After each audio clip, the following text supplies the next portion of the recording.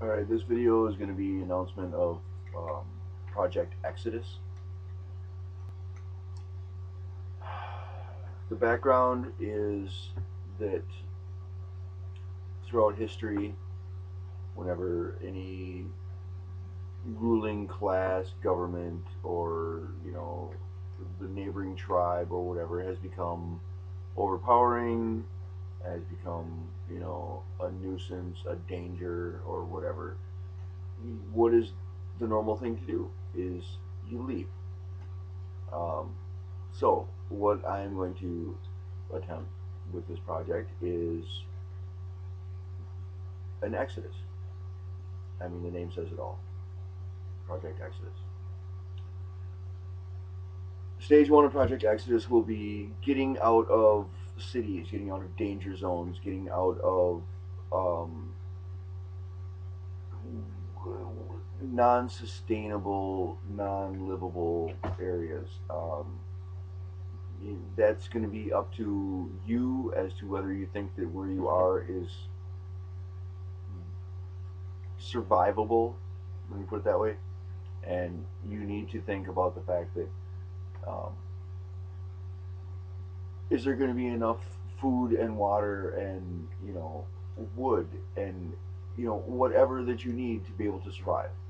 Are you going to be able to get food? Are you going to be able to cook the food if you do get it? If you're, are you going to be able to do um, sanitation? Are you going to be able to anything that we think about doing today? Um, you need to assess that on your own.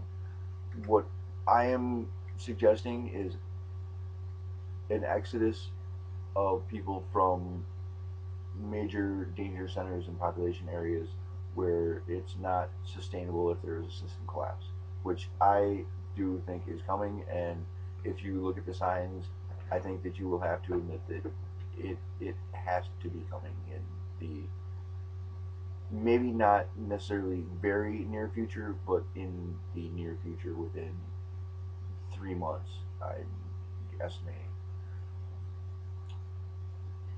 Stage one of Project Exodus is going to be, like I said, getting out of the cities, getting out of the danger zones. I currently am in the mountains in Northern California.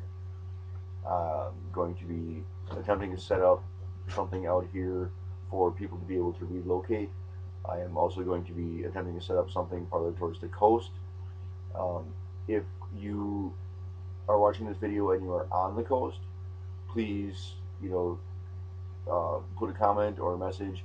I am trying to find people that have boats either for sale or that they, um, for whatever reason, are trying to get rid of to, for someone to refurbish or whatever.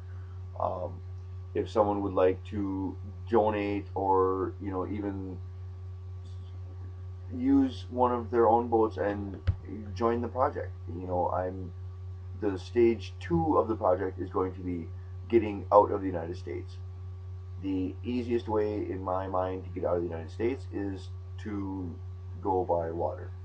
Um, and especially if the fuel prices go the way they're looking at, um, driving out of the country is not going to be an option. And the physical borders,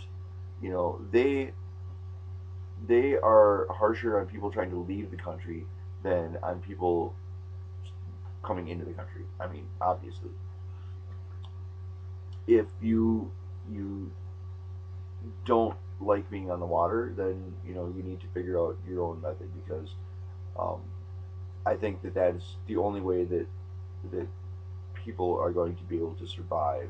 And I would like to see the American Republic survive, but the United States as a nation, I don't think will be able to survive.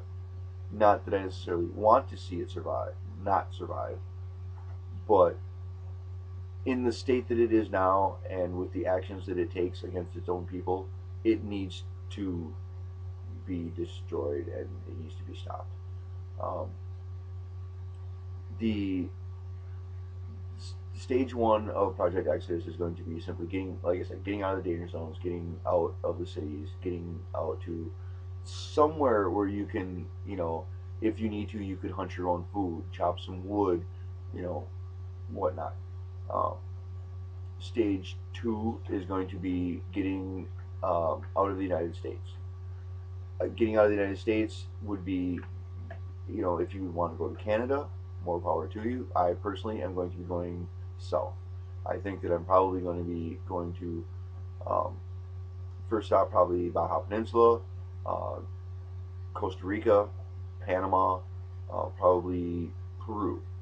Um, if it comes down to it, I'm going to be setting up a sovereign nation to basically be a non-land based society. I want to set it up to have a um, sustainable support system anchored somewhere out in the deep ocean. Um, Stage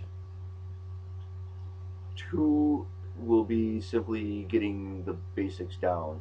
Stage three is going to be actually setting up a self-sufficient, self-contained um, food, power, everything else in somewhere that's, maybe somewhere out by Easter Island, or something like that.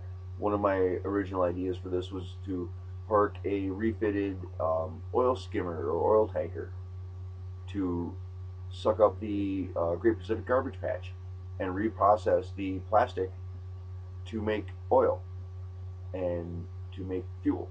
So it would be not an infinite supply, but it would be basically free.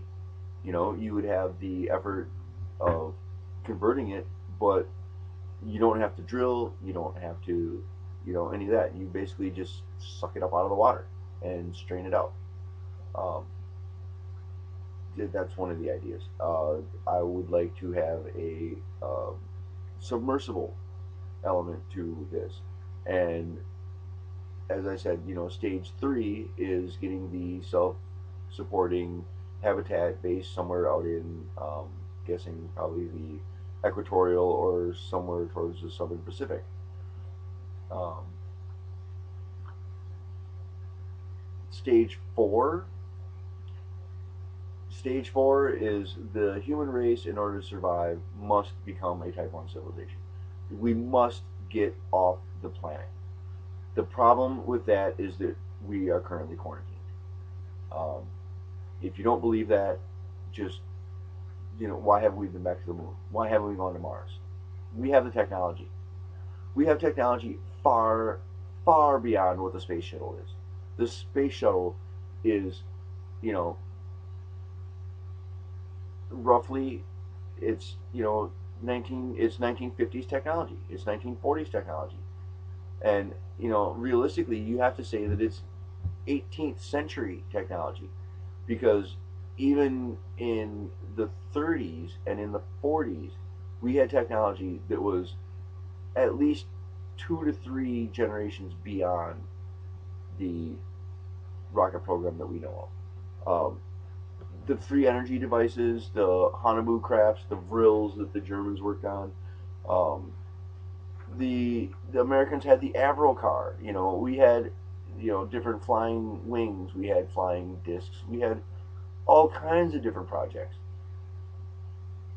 But the problem is there's people who want this for themselves, because they don't think that we, being the general populace of the earth, have the ability to um, control and handle this technology.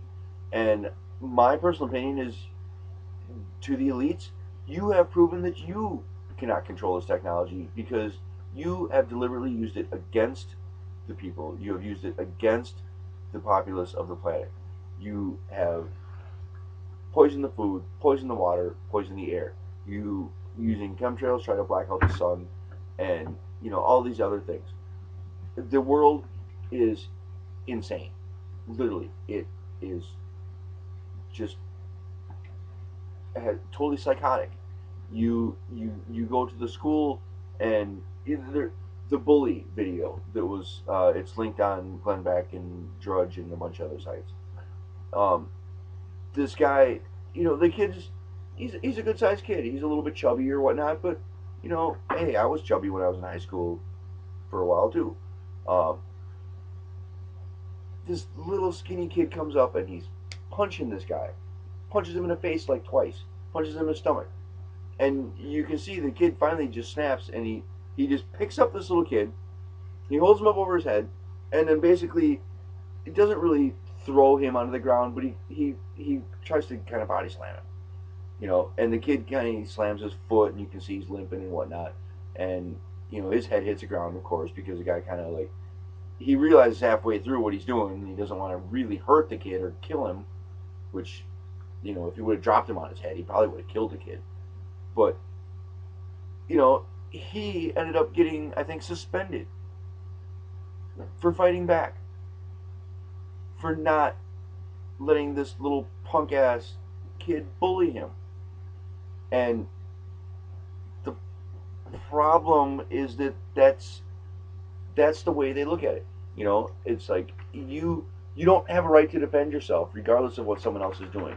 And that's what the government wants you to think, because it's going to come down to a point where they're going to come in, they're going to have the guns, they're going to tell you that your house is no longer your own, or that you have to take these flu shots, or this vaccine or whatnot, or your house is no longer in a habitation zone and you have to move out because it's been declared a biosphere, a habitat preserve or some crock of shit.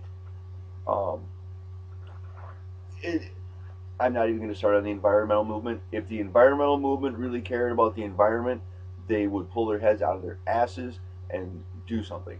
They didn't say anything about the Gulf oil spill, and this goes for Sierra Club, this goes for the Audubon Society, I mean, Greenpeace especially.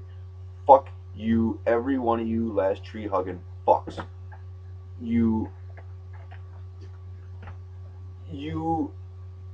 are insane. You don't know what you're talking about. If you really wanted to save the planet, you would stop the chemtrail spraying. You would stop the government from stopping coal plants. You would use safe types of nuclear power plants, not the antiquated ones that we have now. You would the free energy. There's like 8 or 10 different types of free energy generators that can be proven to work. Not all of them will work in all circumstances. You have to experiment. But honestly, these people have nothing but ill wishes towards everyone. And as I said, the world is insane, and it's time to say, stop the ride, I want off. Project Exodus. My Twitter is Ravana, RAVANA 9000. If you want to follow me, I'm going to be starting to give updates on this project, and I will be linking my videos to promote my YouTube channel on Twitter. You can contact me through Twitter. If you have any questions or if you have any suggestions, I will be more than happy to listen. And like I said, just think about what it is going to take for you to be able to survive. What is it going to take for you to be able to protect your family? What is it going to take for you to be able to say, all right, this is a system that I can participate in. This is a system that I can, in good conscience, send my money to let these people do what they're doing. I can't, and I refuse to, and that's why I'm starting Project Exodus. Good luck to all.